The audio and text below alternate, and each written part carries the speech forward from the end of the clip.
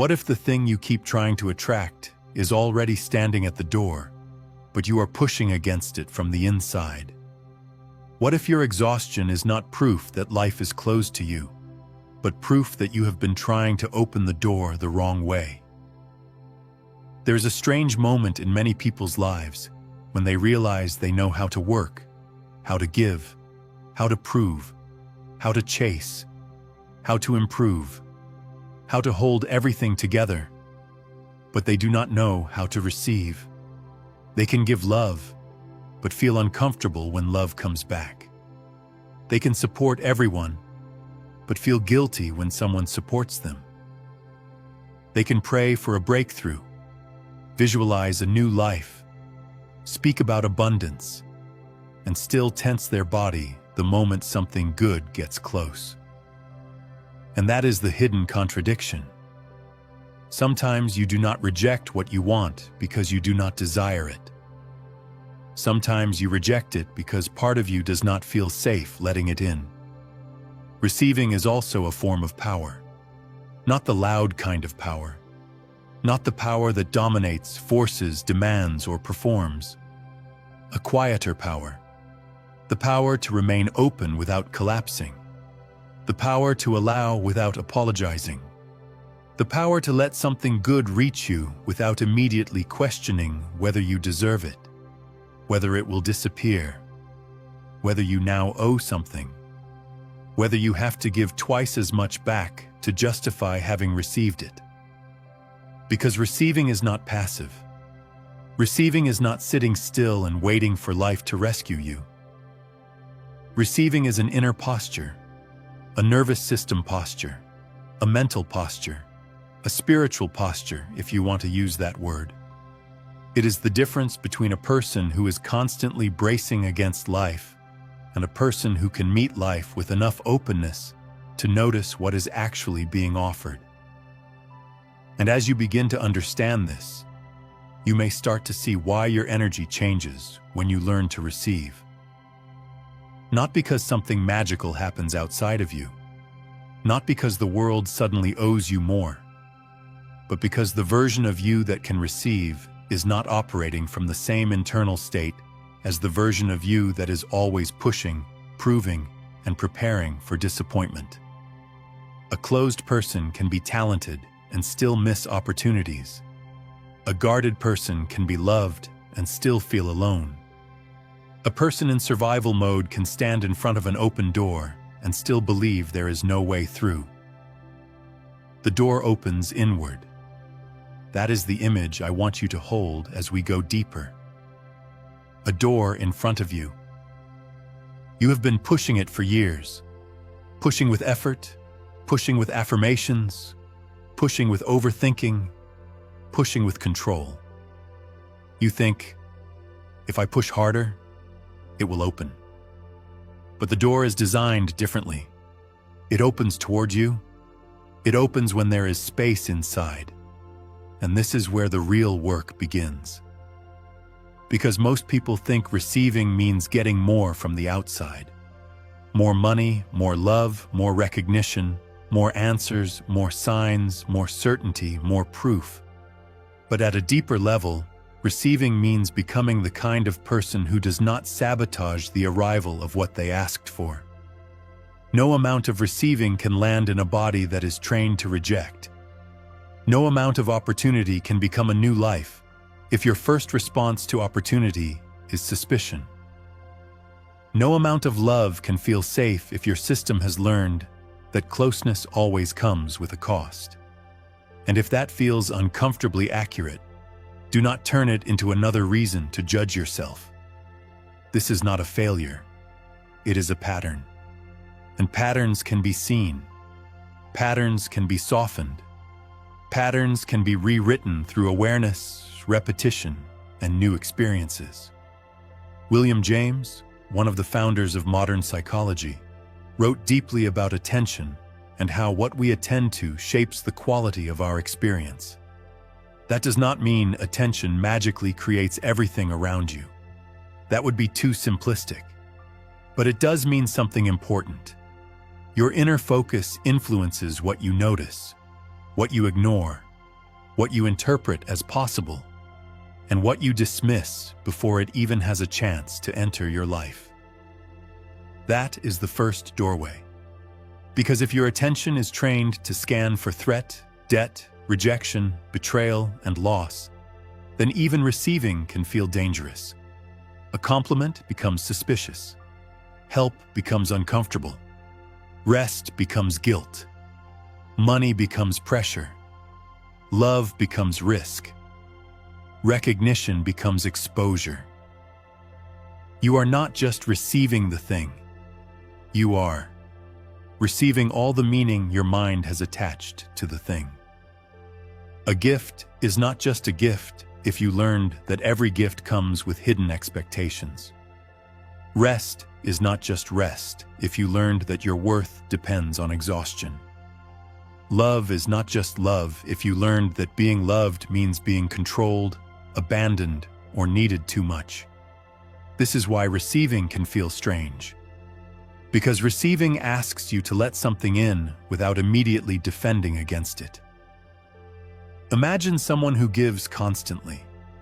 They remember birthdays, answer late-night messages, solve other people's problems, pay attention to everyone's emotional temperature. They are known as strong, generous, reliable. But when someone says, "Let me help you," they laugh it off. When someone offers to pay, they say, "No, it's fine." When someone compliments them, they shrink the moment with a joke. When someone says, "You deserve this," their body tightens before their mind can respond. From the outside, they look humble. Inside, they may be terrified of needing anything. That is not humility. That is a door locked from within. And many people live there without realizing it. They call it independence. They call it being low maintenance. They call it not wanting to be a burden. But sometimes "I don't need anything" is not freedom. Sometimes it is an old survival strategy wearing a noble mask. There's nothing wrong with being generous. Giving can be beautiful. Giving can be sacred. Giving can be one of the purest expressions of love. But when you can only give and cannot receive, giving stops being flow and becomes control. If I give, I stay needed. If I give, I stay useful. If I give, I stay safe. If I give, I never have to feel the vulnerability of being held. And this is the first shift. Receiving is not the opposite of giving. Receiving completes the circuit. A circuit cannot function if energy only moves in one direction. A breath cannot sustain you if you only exhale. A conversation cannot connect if you only speak and never listen. A relationship cannot deepen if you only support and never allow yourself to be supported. You may have been trying to become more abundant while secretly remaining unavailable to abundance. And not because you are broken, because your system learned rules about receiving long before you had words for them. Maybe you learned that receiving makes you indebted. Maybe you learned that needing something makes you weak. Maybe you learned that good things do not last, so it is safer not to relax into them.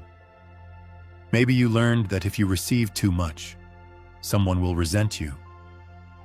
Maybe you learned that your role is to be useful, not nourished. And so, when life brings something toward you, you do not open. You negotiate, you minimize, you question, you brace, you look for the catch. You ask for a new chapter, but your body keeps guarding the old one. This is why the word energy matters here, but not in a vague way. Your energy is not just a mystical glow around you. In practical terms, your energy is the way you enter a room, the way you respond to possibility, the way your body organizes around safety or threat, the way your attention selects what to trust and what to reject. When you are in receiving mode, you are not lazy. You are available. Available to notice. Available to respond. Available to let a compliment land. Available to let support reach you. available to let an opportunity be simple instead of turning it into a test of your worth. And this changes how you move. The reticular activating system, often described as part of the brain's filtering network, helps regulate what information becomes noticeable to you among the overwhelming amount of input around you. This is established neuroscience in a basic sense. Your brain filters. It prioritizes. It highlights what seems relevant. Now, the interpretation begins when we ask how your beliefs and expectations influence what your mind treats as relevant. That is the boundary. The brain filters reality. That is science. Whether you call the deeper meaning manifestation, conscious creation, or simply pattern recognition, that is the language we use to explore the inner experience. But the practical point is clear. If part of you expects rejection, you may notice rejection faster than support. If part of you expects struggle, you may trust struggle more than ease. If part of you believes receiving is unsafe, you may unconsciously overlook the very doors that do not require you to suffer. Not because you are cursed, because your filter is trained. Your attention becomes a gatekeeper, and the gatekeeper does not ask what you want. It asks what feels familiar. This is why someone can say they want a healthy relationship, but feel bored or suspicious when peace arrives. Why someone can say they want more money, but feel panic when they have to raise their prices, accept help, or hold more responsibility. Why someone can say they want visibility, but disappear when people begin to notice their work. The conscious mind says, I want this. The body says, is this safe? And if safety has always been linked to struggle, then ease can feel like danger. No todo bloqueo es falta de deseo. Sometimes it is lack of permission. In English, say it this way. Not every block is a lack of desire. Sometimes it is a lack of permission. You can want something with your mind and reject it with your body. That sentence matters because it removes the shame. It shows you that the issue is not that you are not trying hard enough. In fact, trying harder may be the exact pattern that keeps the door closed. You push harder, but the door opens inward. You prove harder, but receiving asks you to soften the part of you that believes everything must be earned through tension. Receiving is also a form of power. It takes power to let good things arrive without immediately making yourself smaller. It takes power to be seen and not hide. It takes power to accept help and not turn it into a debt spiral. It takes power to let rest be rest, without using guilt as proof that you are responsible. And it takes power to stop confusing discomfort with danger. Because the first moments of receiving often do feel uncomfortable, not because they are wrong, but because they are unfamiliar. A nervous system accustomed to effort may interpret ease as emptiness. A mind accustomed to chasing may interpret peace as lack of progress. A heart accustomed to earning love may interpret unconditional kindness as suspicious. This is where neuroplasticity becomes a useful anchor. Neuroplasticity refers to the brain and nervous system's capacity to change through experience, repetition, attention, and practice. It does not mean you can instantly become a new person by saying one sentence. It means repeated patterns can strengthen, and new patterns can be learned. So, if you have practiced rejecting support for years, the first practice is not to force yourself into total openness. The first practice is to notice the exact moment you close. Someone offers something. Pause. A compliment lands. Pause. A chance appears. Pause. Your body tightens. Your mind explains. Your old identity takes over. That pause is the doorway, not the grand breakthrough, not the dramatic transformation. The pause. The tiny moment where the old automatic reaction becomes visible. The moment you realize, I'm about to push the door again. And in that moment, you have a choice.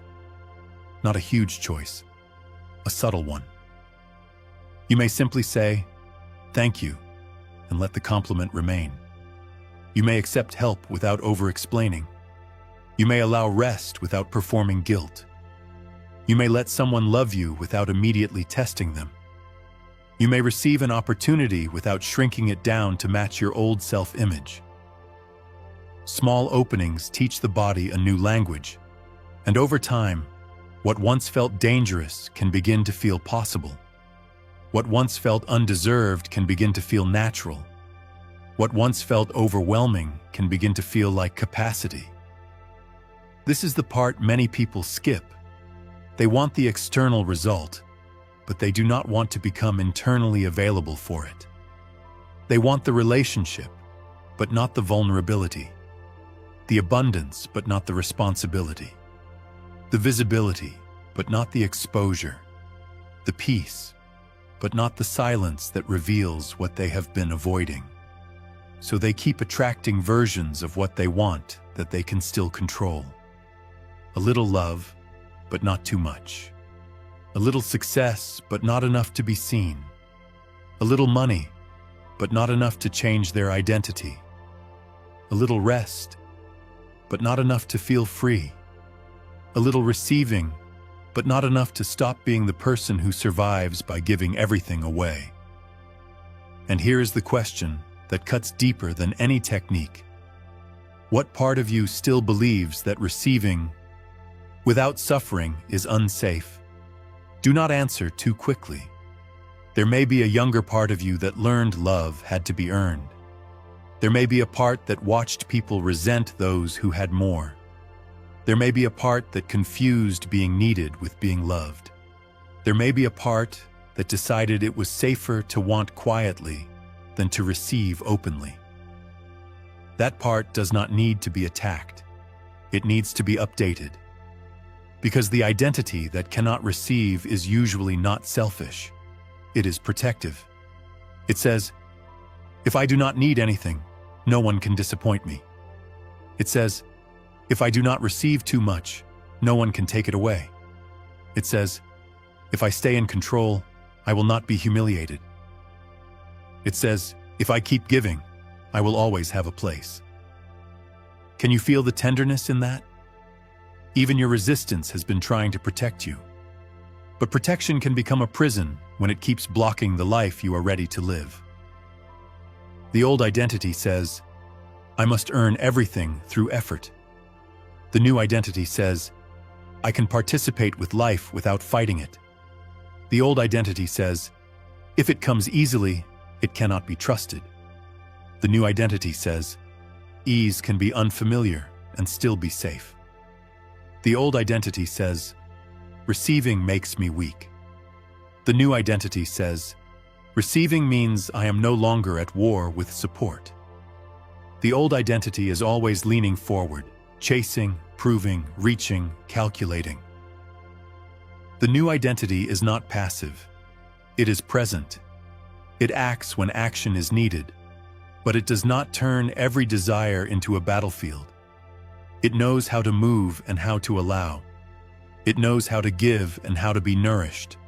It knows that the door opens inward.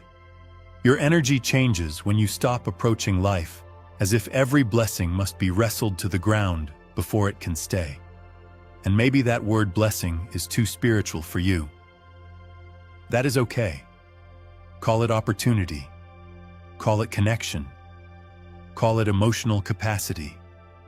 Call it nervous system availability. Call it the simple ability to let good things be good without immediately preparing for loss. The language matters less than the shift. Because receiving begins to change how you speak. You stop saying, it's nothing, when someone appreciates you. You stop saying, I don't need help, when you actually do. You stop shrinking your desires to avoid disappointing yourself. You stop apologizing for having needs. You stop turning every gift into a transaction. And then your presence changes. People feel it. Not because you are performing confidence, but because you are no longer silently arguing with every good thing that approaches you. There is a softness that is not weakness. There is openness that is not naivety. There is trust that is not denial. There is receiving that is not dependence. This is the nuance. Receiving does not mean you accept everything. It does not mean you abandon discernment. It does not mean every opportunity is aligned. Every person is safe. Every offer is meant for you. Mature receiving includes boundaries. In fact, the more you truly receive, the more clearly you can discern what is yours and what is not. Because when you are starving internally, anything can look like nourishment. But when you are open and grounded, you can say yes without desperation and no without fear. That is power. Receiving is also a form of power. If this idea is giving you clarity, a like helps more people find this kind of reflection. And if this exploration speaks to where you are in your own path, you can subscribe to keep going deeper into these shifts together. Now come closer to the most practical part of all of this. The body often tells the truth before the mind admits it.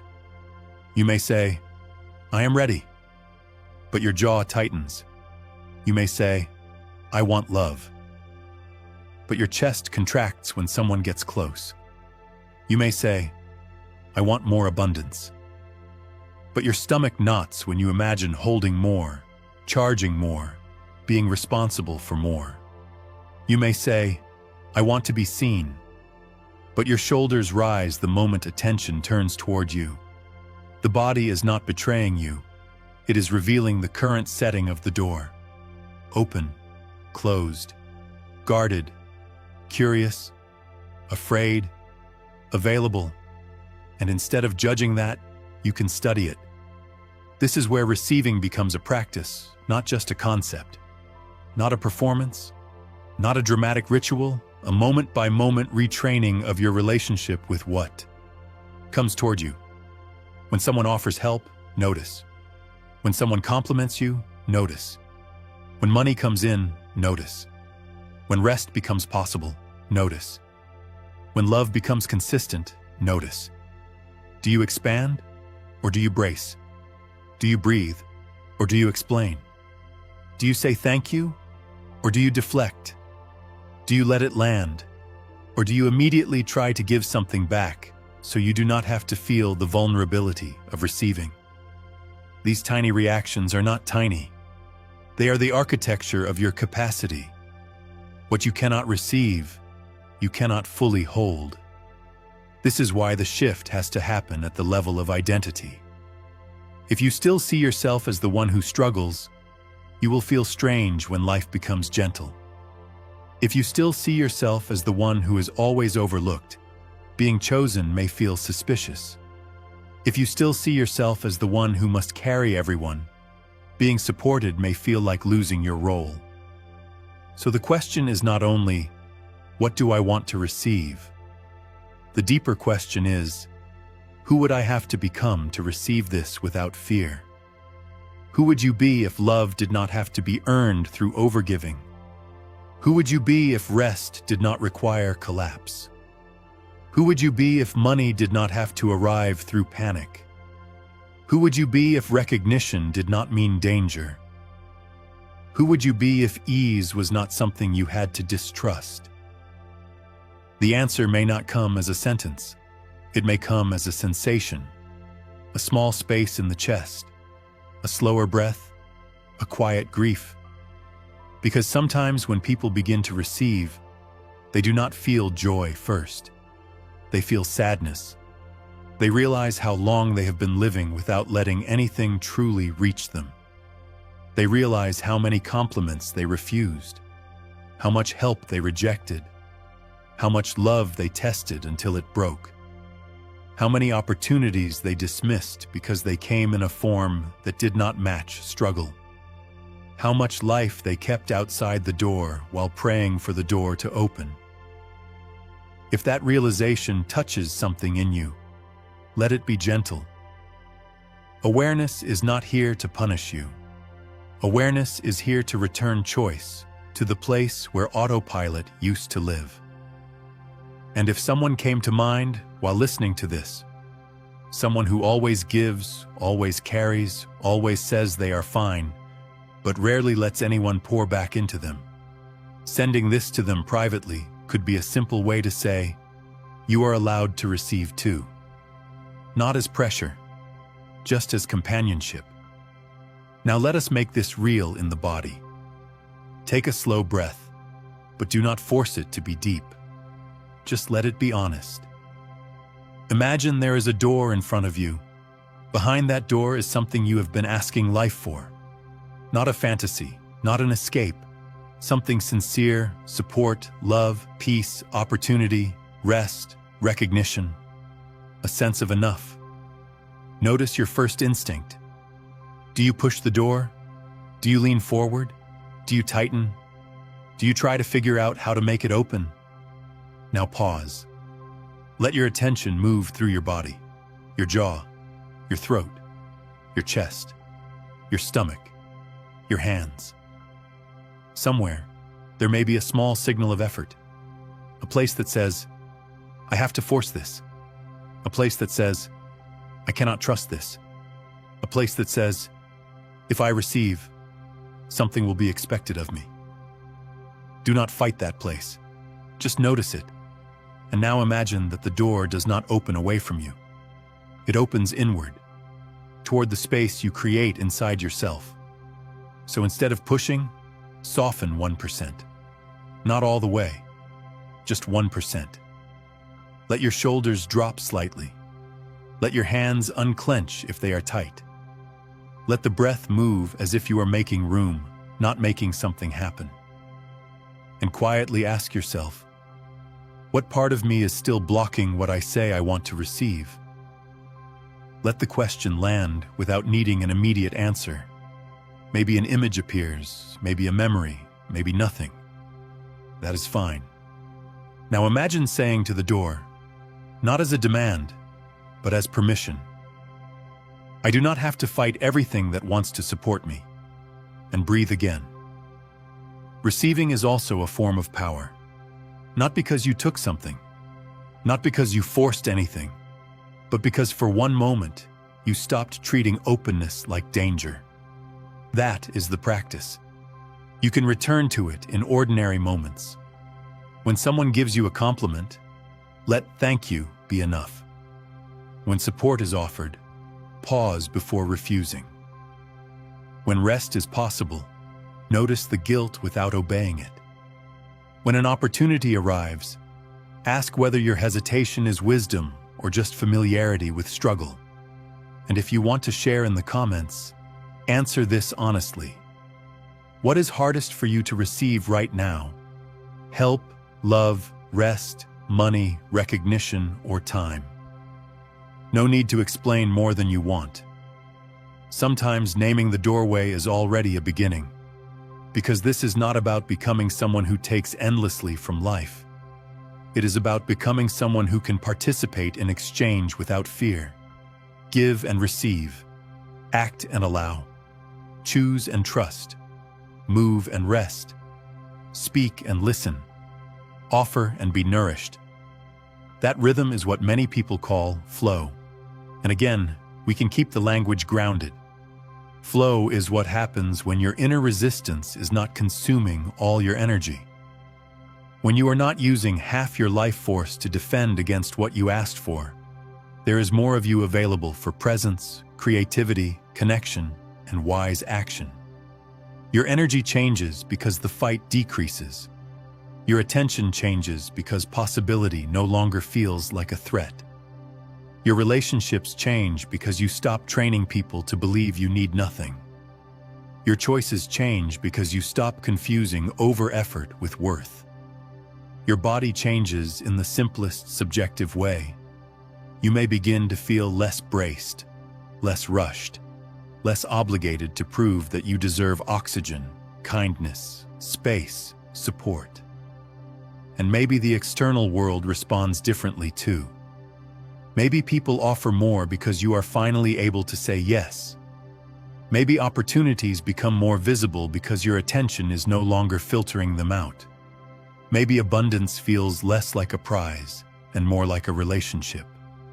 Maybe love feels less like something to earn and more like something to meet. But the deepest change is internal. You stop living like a locked room asking for sunlight. You stop standing at the door of your own life, pushing with all your strength, wondering why nothing opens. You begin to understand. The door opens inward. And once you understand that, even your effort becomes cleaner. You still take action. You still make choices. You still build, speak, work, create, learn, and show up. But you do not do it from panic. You do not do it as a negotiation for worth. You do not do it as a constant apology for existing. You act from availability. You receive from dignity. You give from overflow, not from fear. That is a different energy. The person who can receive does not need to chase every sign of approval. The person who can receive does not turn every moment of support into a debt. The person who can receive does not shrink when life says yes. The person who can receive can stand in front of what they asked for and let it arrive without immediately becoming someone smaller. That is the identity shift. Not I am waiting, not I am helpless, not I deserve everything without participation, but I am available to what is aligned, and I am willing to become someone who can hold it. There is maturity in that. There is responsibility in that. There is courage in that. Because sometimes the scariest thing is not being denied. Sometimes the scariest thing is being given exactly what you asked for and realizing you can no longer hide inside the story that nothing ever comes. Receiving ends certain excuses. It asks you to expand. It asks you to stop romanticizing struggle. It asks you to release the identity that only knows how to survive when life is difficult. And it asks you to practice a new kind of safety. Not the safety of control, but the safety of self-trust. Self-trust says, if I receive this, I can remain grounded. Self-trust says, if this grows, I can grow with it. Self-trust says, if this is not for me, I can discern that too. Self-trust says, I do not have to close my heart to protect my life. That is why learning to receive changes your energy. It changes the state you live from. It changes the filter through which you perceive what is available. It changes the way your body responds to good things. It changes your relationship to giving. Because giving is no longer a way to avoid being vulnerable. It changes your relationship to desire. Because desire is no longer just something you chase. It becomes something you prepare to hold. And it changes your relationship to abundance. Abundance is not only quantity, it is capacity. Capacity to notice. Capacity to allow. Capacity to hold. Capacity to enjoy without guilt. Capacity to let life be kind without immediately asking what disaster must follow. The next part of this journey is learning how your body reveals the exact moment you begin to reject what you say you want. Because before sabotage becomes a decision, it often begins as a sensation, a tightening, a doubt, a reflex to pull away. Understanding that is the next doorway. For now, remember this. You do not have to keep pushing the door. You do not have to earn every breath of goodness through exhaustion. You do not have to reject support to prove strength. You do not have to shrink what arrives so your old identity feels comfortable. Receiving is also a form of power. The door was not closed. It was